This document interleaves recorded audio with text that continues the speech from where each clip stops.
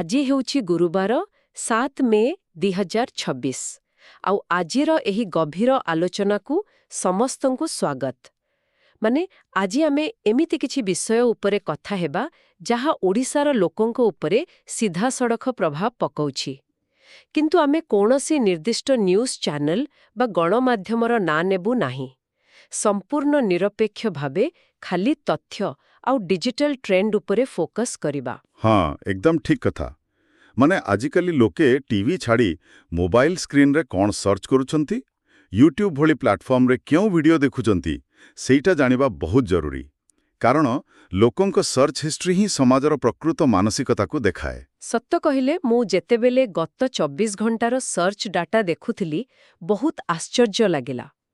ଗୋଟିଏ ପଟେ ଲୋକେ ତାମିଲନାଡୁ ନିର୍ବାଚନରେ ସେଇ ନୂଆ ଟିଭିକେ ପାର୍ଟିର ଉତ୍ଥାନ ବିଷୟରେ ଖୋଜୁଛନ୍ତି, ଆଉ ଅନ୍ୟପଟେ ଆମେରିକା ଏବଂ ଇରାନ ଭିତରେ ଯେଉଁ ହର୍ମୁଜ ପ୍ରଣାଳୀକୁ ନେଇ ବିବାଦ ଚାଲିଛି, ତା ଉପରେ ବି ନଜର ରଖିଛନ୍ତି। କିନ୍ତୁ ଏସବୁ ଭିତରେ ଆମ ଓଡ଼ିଶାର ଗୋଟିଏ ଖବର ସବୁଠୁ ଉପରେ ଅଛି। ଆଚ୍ଛା, ସେ ନୟାଗଡ଼ ଘଟଣା କଥା କହୁଛନ୍ତି ତ? ହଁ, ସେଇଟା। ନୟାଗଡ଼ ଜଙ୍ଗଲରେ ଗୋଟେ ଛୋଟ ପିଲା ମହୁ ସଂଗ୍ରହ କରିବାକୁ ଯାଇ ପଥଡ଼ା ସନ୍ଧିରେ ଫସିଗଲା ଆଉ ତାକୁ ଉଦ୍ଧାର କରିବା ପାଇଁ ପୁରା 10 ଘଣ୍ଟା ଲାଗିଗଲା। ସେହି ଉଦ୍ଧାର କାର୍ଯ୍ୟର ଭିଡିଓ ବର୍ତ୍ତମାନ ସବୁଠୁ ଅଧିକ ଭାଇରାଲ ହେଉଛି। ମାନେ ଲୋକେ ଏତେ ଇଣ୍ଟରନ୍ୟାସନାଲ ଖବର ଛାଡ଼ି ଏଇଟା କାହିଁକି ଏତେ ଦେଖୁଛନ୍ତି? ଏହାର କାରଣ ହେଲା ଆମର ମାନବୀୟ ଆବେଗ। ମାନେ ଯେତେବେଳେ ଜଣେ ଜୀବନ ମରଣ ସହ ସଂଘର୍ଷ କରୁଥାଏ, ତାହା ଆମକୁ ସବୁଠୁ ଅଧିକ ଟାଣିଥାଏ। ବିଶ୍ୱରେ ଯେତେ ବଡ଼ ଯୁଦ୍ଧ ଚାଲିଲେ ବି ଗୋଟେ ସାଧାରଣ ପିଲାର ଜୀବନ ବଞ୍ଚିଯିବାଟା ଲୋକଙ୍କୁ ଗୋଟେ ଶାନ୍ତି ଦିଏ। ଆଉ ଗୋଟେ କଥା ଲକ୍ଷ୍ୟ କରିବେ, ଲୋକେ ଏବେ ସାଧାରଣ ପାଣିପାଗ ଖବର ବା ଅନ୍ୟ ରାଜ୍ୟର ଖାଲି ରାଜନୈତିକ ବୟାନବାଜିକୁ ଆଉ ଦେଖୁନାହାନ୍ତି। ହଁ, ସେଇଟା ମୁଁ ବି ମାର୍କ କଲି। ଲୋକେ ଏବେ ବହୁତ ସିଲେକ୍ଟିଭ ହୋଇଗଲେଣି। କିନ୍ତୁ ଏଇଠି ଗୋଟେ ନୂଆ ଟ୍ରେଣ୍ଡ ଆସୁଛି ଯୋଉଟା ମୋତେ ଟିକେ କନଫ୍ୟୁଜ କରୁଛି। ଲୋକେ ଏକା ସାଙ୍ଗରେ କୃଷି ଅର୍ଥନୀତି, ମଧ୍ୟପ୍ରଦେଶରେ ଗହମ କିଣା ଆଉ ଓଡ଼ିଶାରେ ସର୍ବନିମ୍ନ ସହାୟକ ମୂଲ୍ୟ ବା MSP ବିଷୟରେ ବହୁତ ସର୍ଚ୍ଚ କରୁଛନ୍ତି। ଏଇଟା ପ୍ରକୃତରେ ଗୋଟେ ବହୁତ ବଡ଼ ଟ୍ରେଣ୍ଡ। ମାନେ ମୁଁ ଭାବୁଥିଲି ଇଣ୍ଟରନେଟ୍ ହେଉଛି ଗୋଟେ ସାମାଜିକ ଥର୍ମୋମିଟର ଭଳି, କିନ୍ତୁ ହଠାତ୍ ଗ୍ଲୋବାଲ ୱାର୍ ଆଉ ନିଜ ଗାଁର କୃଷି ଏକା ସାଙ୍ଗରେ ଟ୍ରେଣ୍ଡ କାହିଁକି କରୁଛି? ଏହି ଅନ୍ତର୍ଜାତୀୟ ଖବର ଆଉ ଆମ ସ୍ଥାନୀୟ ଚାଷୀ ଭିତର ସମ୍ପର୍କ କ'ଣ? ସମ୍ପର୍କ ହେଉଛି ଗ୍ଲୋବାଲ ସପ୍ଲାଇ ଚେନ୍ ବା ବିଶ୍ୱ ଯୋଗାଣ ଶୃଙ୍ଖଳା। ଆପଣ ଏବେ ଯେଉଁ ହର୍ମୁଜ ପ୍ରଣାଳୀ କଥା କହିଲେ ନା, ସେଇଟା କେବଳ ଗୋଟେ ସମୁଦ୍ର ରାସ୍ତା ନୁହେଁ। ବିଶ୍ୱର ପ୍ରାୟ 20% ତେଲ ସେହି ସଂକୀର୍ଣ୍ଣ ରାସ୍ତା ଦେଇ ଆସେ। ବର୍ତ୍ତମାନ ଖବର ଅଛି ଯେ ପାକିସ୍ତାନର ମଧ୍ୟସ୍ଥତାରେ ଆମେରିକା ଆଉ ଇରାନ ଭିତରେ ଯୁଦ୍ଧବନ୍ଦ ପାଇଁ କଥାବାର୍ତ୍ତା ଚାଲିଛି। ଆଚ୍ଛା, ତାମାନେ ଶାନ୍ତି ଫେରିବାର ଆଶା ଅଛି? ଆଶା ତ ଅଛି, କିନ୍ତୁ ଅନ୍ୟପଟେ ଡୋନାଲ୍ଡ ଟ୍ରମ୍ପ ଧମକ ଦେଇଛନ୍ତି ଯେ ଯଦି ହର୍ମୁଜ ପ୍ରଣାଳୀ ଜଲ୍ଦି ନ ଖୋଲେ ତେବେ ପୁଣି ବୋମାମାଡ଼ା ହେବ। ମାନେ ଯଦି ସେଠି ଅଶାନ୍ତି ବଢ଼େ ତେବେ ଜାହାଜଗୁଡ଼ିକର ଇନ୍ସୁରାନ୍ସ ପ୍ରିମିୟମ ବଢ଼ିଯିବ।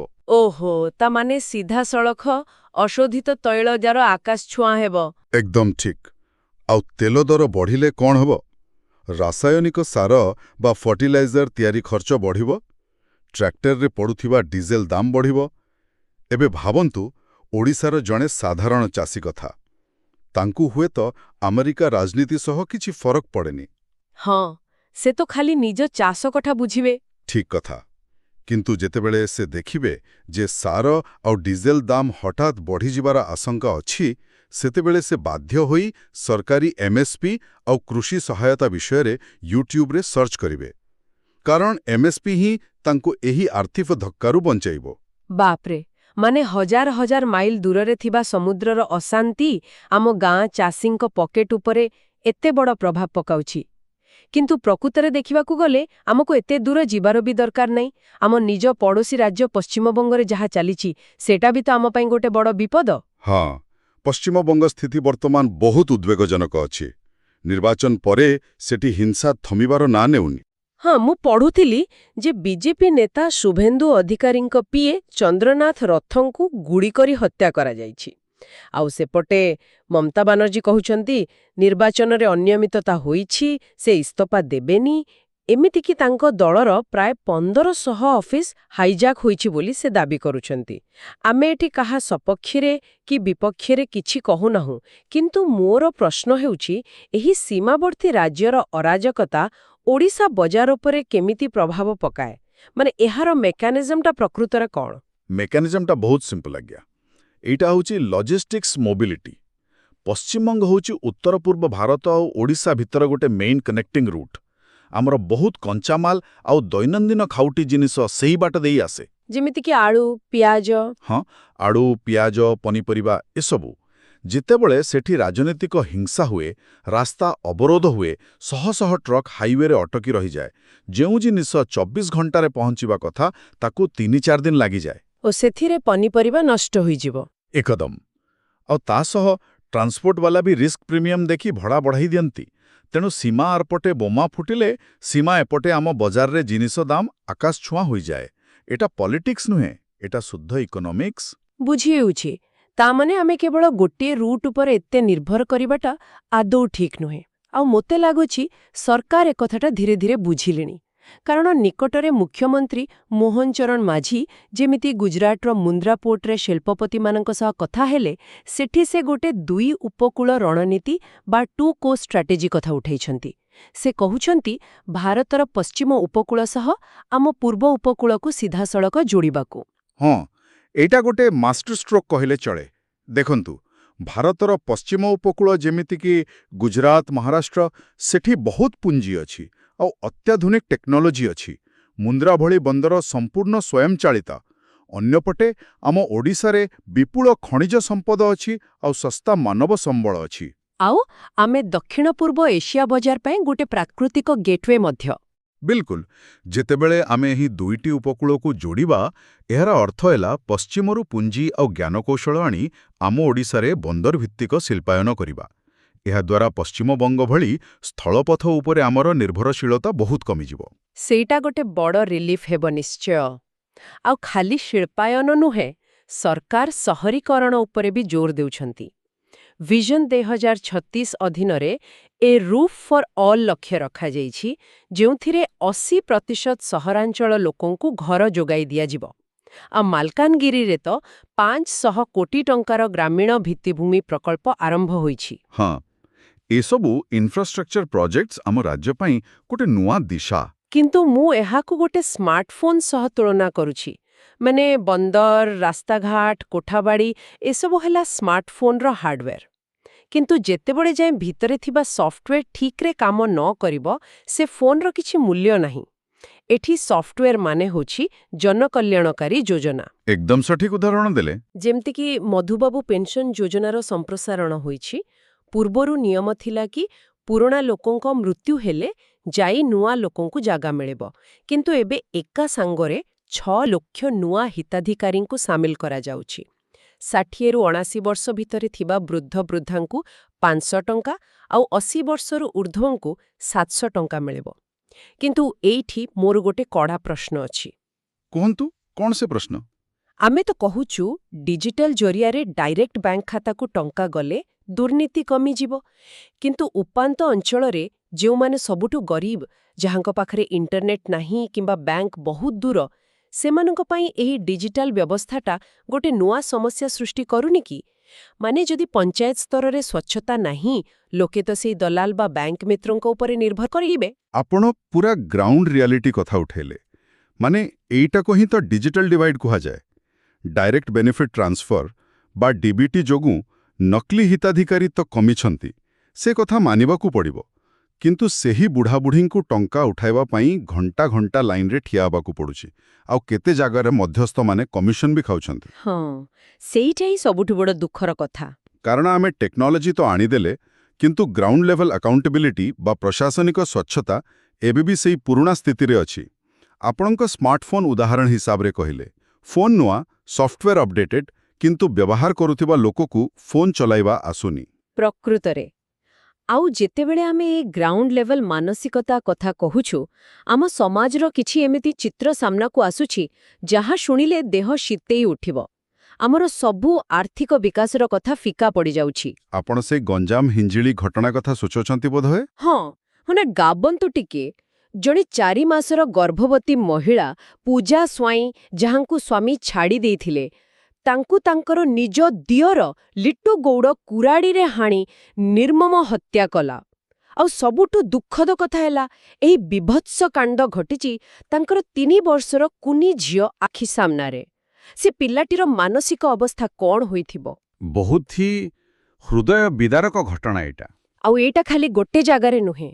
ଏଣେ ବିରୋଧୀ ଦଳ ନେତା ନବୀନ ପଟ୍ଟନାୟକ କଡ଼ା କାର୍ଯ୍ୟାନୁଷ୍ଠାନ ପାଇଁ ମୁଖ୍ୟମନ୍ତ୍ରୀଙ୍କୁ ଚିଠି ଲେଖିଲେଣି। ସେପଟେ ପୁରୀର କୋଣାର୍କରେ ଦିନ ଦ୍ୱିପ୍ରହରରେ ଜଣେ ଯୁବକ ଉପରେ ବାଇକ୍ ଚଢ଼େଇ ମାରିଦେବାକୁ ଚେଷ୍ଟା କରାଗଲା। 4 ଜଣ ଗିରଫ ବି ହେଲେ। ଆମର ସାମାଜିକ ସହିଷ୍ଣୁତା କ'ଣ ପୁରା ଶେଷ ହୋଇଗଲାଣି? ଦେଖନ୍ତୁ, ଯେତେବେଳେ ସମାଜରେ ଦ୍ରୁତ ଅର୍ଥନୈତିକ ପରିବର୍ତ୍ତନ ହୁଏ, ସେତେବେଳେ ଆଭ୍ୟନ୍ତରୀଣ ସଂଘର୍ଷ ବଢ଼ିଯାଏ। ସମ୍ପତ୍ତି ବିବାଦ, ପିତୃସତ୍ତାତ୍ମକ ମାନସିକତା ଏସବୁ ଏବେ ଛୋଟ ଛୋଟ କଥାରେ ହିଂସାର ରୂପ ନେଉଛି। କିନ୍ତୁ ଗୋଟେ ପଜିଟିଭ୍ କଥା ବି ଅଛି ଏଇ ଗଞ୍ଜାମ ଜିଲ୍ଲାରେ। ହଁ, ପୋଲିସର ସେହି ଦାସକାଠିଆ ପ୍ରୋଗ୍ରାମ କଥା କହୁଛନ୍ତି କି? ହଁ, ଗଞ୍ଜାମ ପୋଲିସ ଏବେ ଗୁଣିଗାରେଡ଼ି ବା ଡାହାଣୀ ସନ୍ଦେହ ଭଳି ଅନ୍ଧବିଶ୍ୱାସ ଦୂର କରିବା ପାଇଁ ପାରମ୍ପରିକ ଦାସକାଠିଆ କଳାକାରଙ୍କର ସାହାଯ୍ୟ ନେଉଛି।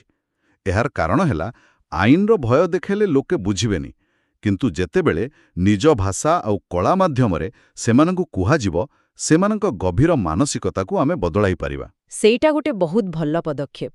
କଳା ଆଉ ସଂସ୍କୃତିର ବହୁତ ପାୱାର ଅଛି।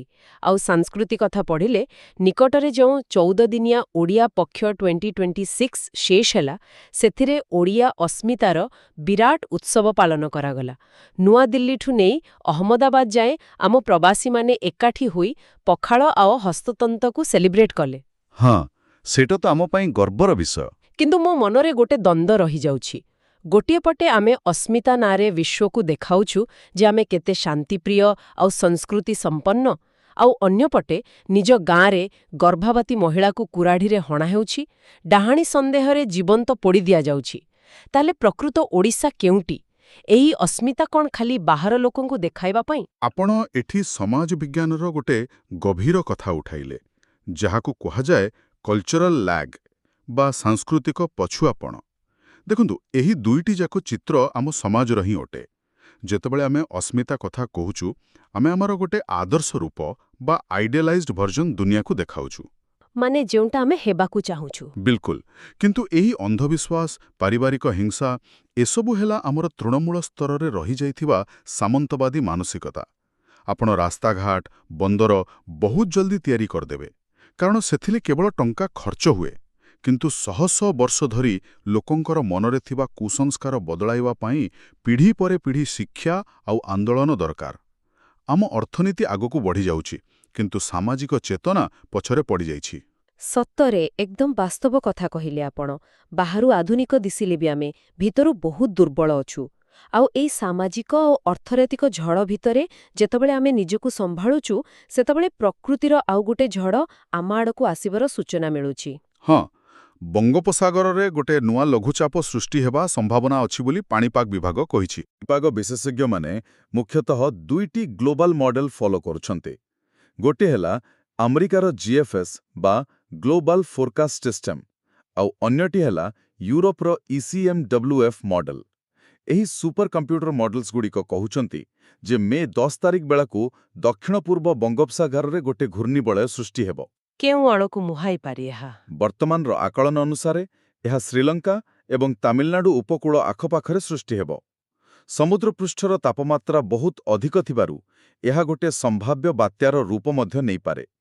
କିନ୍ତୁ ନିର୍ଦ୍ଦିଷ୍ଟ ଗତିପଥ ଏବେଠୁ କହିହେବନି।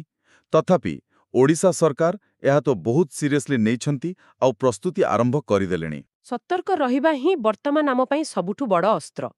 ଆଜିର ଆଲୋଚନାରେ ଆମେ ଅନେକ କିଛି ଦେଖିଲେ। ଆରମ୍ଭ କରିଥିଲେ ସେହି ଡିଜିଟାଲ ଟ୍ରେଣ୍ଡରୁ, ଯୋଉଠି ଆମେ ବୁଝିଲେ ଯେ ବିଶ୍ୱଯୁଦ୍ଧ ଆଉ ଆମ ଗାଁର ଚାଷୀ କେମିତି ଗୋଟିଏ ସୂତାରେ ବନ୍ଧା ହୋଇଛନ୍ତି। ପୁଣି ଦେଖିଲେ ଓଡ଼ିଶା କେମିତି 2 ଉପକୂଳର ରଣନୀତି ଜରିଆରେ ଗୋଟେ ନୂଆ ଭବିଷ୍ୟତ ଆଡ଼କୁ ଯାଉଛି। ହଁ, କିନ୍ତୁ ସେହି ସାମାଜିକ ବିରୋଧାଭାସ ମଧ୍ୟ ଆମର ଏକ ବାସ୍ତବତା। ଏକଦମ। ଆଉ ସେଇଠୁ ହିଁ ମୋ ମନରେ ଗୋଟେ ବଡ଼ ପ୍ରଶ୍ନ ଉଠୁଛି। ଆମେ ଭିଜନ 2036 ଅଧୀନରେ ସ୍ମାର୍ଟ ସିଟି ଆଉ ଡିଜିଟାଲ ଯୁଗର ସ୍ୱପ୍ନ ତ ଦେଖୁଛୁ, କିନ୍ତୁ ଅନ୍ୟପଟେ ପ୍ରତିବର୍ଷ ବାତ୍ୟା ଭଳି ପ୍ରାକୃତିକ ବିପର୍ଯ୍ୟୟ ଆସୁଛି, ଆଉ ସମାଜ ଭିତରେ ଅନ୍ଧବିଶ୍ୱାସ ଓ ହିଂସା ଭଳି ସାମାଜିକ ବିପର୍ଯ୍ୟୟ ଆମକୁ କୋରି ଖାଉଛି। ଆମେ ବନାଉଥିବା କୋଠାବାଡ଼ି ଆଉ ରାସ୍ତାଘାଟ କ'ଣ ଆମର ଭାଙ୍ଗି ପଡ଼ୁଥିବା ସାମାଜିକ ମୂଲ୍ୟବୋଧଠାରୁ ଅଧିକ ମଜବୁତ ହୋଇପାରିବ କି?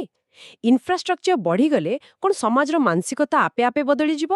ବୋଧହୁଏ ଏହାର ଉତ୍ତର ଆମ ସମସ୍ତଙ୍କୁ ଏବେଠାରୁ ଖୋଜିବାକୁ ପଡ଼ିବ। ଆଜିର ଏହି ବିଶେଷ ଆଲୋଚନାକୁ ଆମେ ଏଇଠି ଶେଷ କରୁଛୁ। ଆମ ସହ ଯୋଡ଼ି ହୋଇ ରହିଥିବାରୁ ବହୁତ ବହୁତ ଧନ୍ୟବାଦ।